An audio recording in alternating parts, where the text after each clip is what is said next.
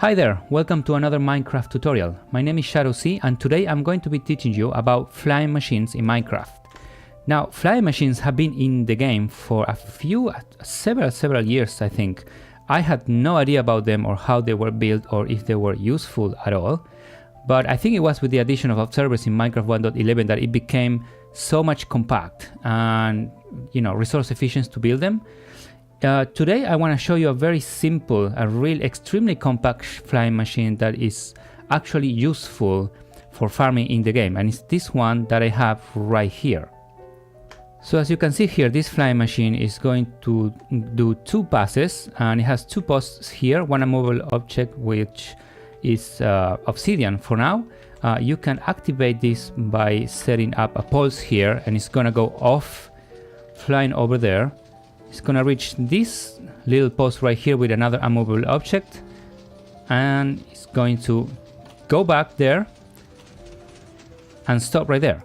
Now you can combine this with clocks to get a very efficient collection system for your farm. For example, it could be a sugarcane farm, or it could be a kelp farm in 1.13, or it could be maybe a bamboo farm in 1.14. This works in all of those Minecraft versions since 1.11, I think, onwards. Now, the concept of the flying machine itself is very simple. We'll start with some unmovable objects so that we can very easily do this. And you can put a sticky piston with a slime block facing this way, a sticky piston facing this way, another slime block, and then a couple of observers facing upwards, which that is the wrong way. Let's put an observer here facing downward, and then another block and an observer facing downwards, and there you go. That thing is flying.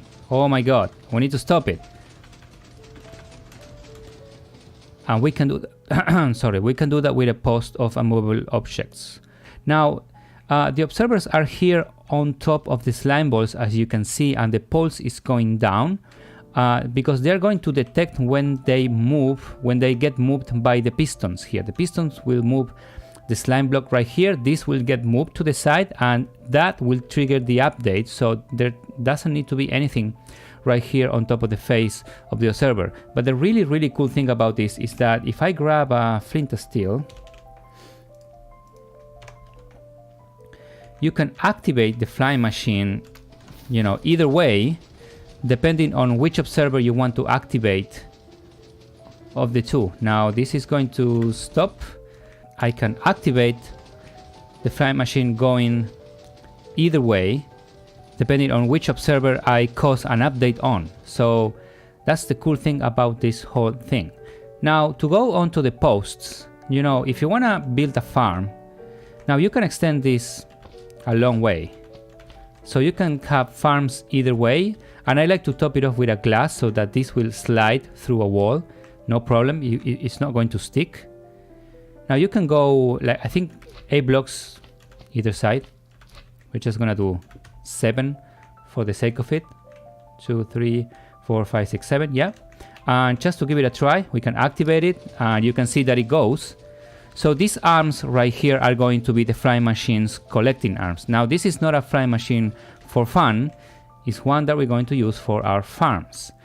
Now back to the posts issue, we want this flying machine to be able to go, both ways. So that one lap of the flying machine is going to be this thing going all the way there and coming back to here. So, or maybe the other way around, because I'm going to do the one here and then the pulse generating one here. So we want to be able to have a clock, for example, and generate an automatic pulse into this pulse right here to set the flying machine going.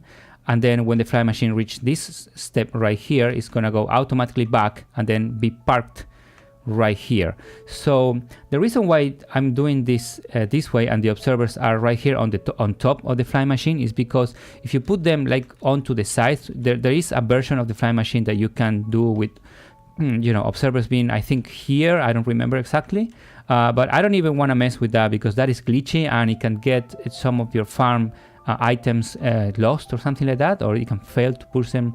Oh no, I know what it happened. So you can get updates on the farm. For example, something growing right here, causing an update here and breaking the flying machine. That's what the problem was with the other version. So this is the most efficient one. Now back to the post issue. We're gonna build the automatic post here, right here, and this is really simple. Let me grab my stuff back.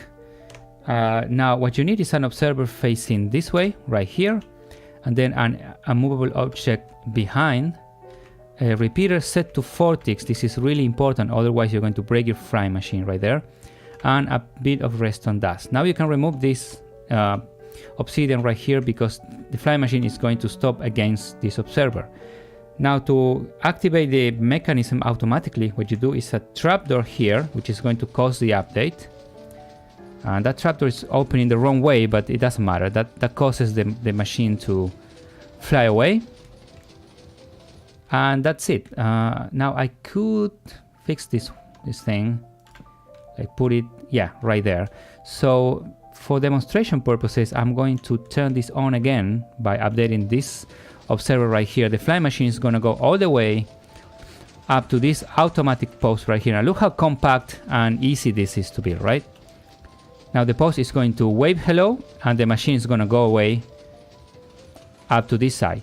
Now this post right here, we don't want it to be automatic, so we want it to control with a pulse when do we want to cause this flying machine to go away. Maybe we want to have an observer in our farm to detect some change and, you know, send the flying machine away, or maybe we want to have a clock. I think the most efficient way, you know, to build these farms is with hopper clocks, which last a long time, or maybe, I don't know, an item despawning clock, but that's not very good. But the idea is to have a long clock, and, you know, after a certain amount of time, you get a pulse into this, you know, station right here. I'm going to start right away with an observer. And basically the same thing. We're not going to put the trapdoor yet. Repeater set to 4 ticks, and then the dust right here, and we can remove this stuff right there. But basically what you can do here is, and I like strip blocks for some reason, I don't know.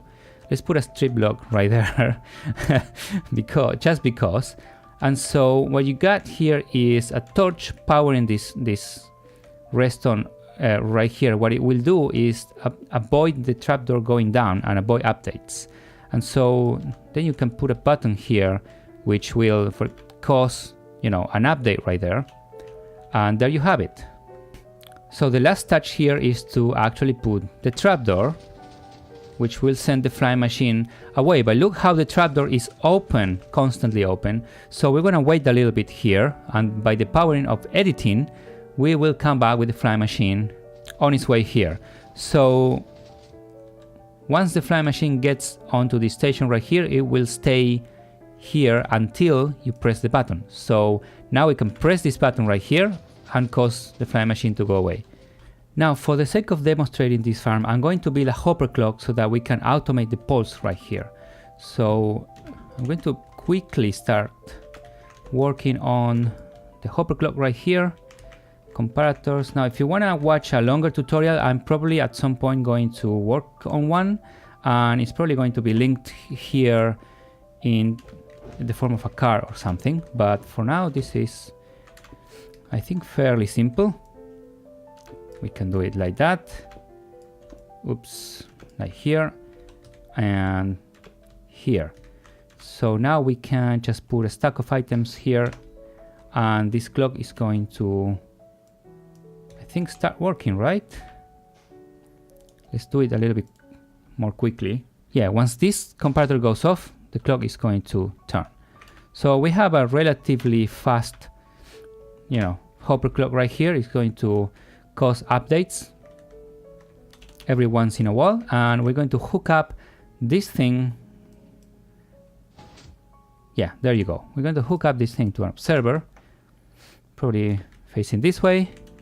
Okay, so with the clock now constructed and this observer generating pulses every time the phase of the clock changes, what we need to do here is something quite simple. So we're going to extend this with some redstone dust right here, and a repeater set to 4 ticks so that it, you know, powers this block enough time for this torch to go off, and in turn this repeater to, you know, go off again.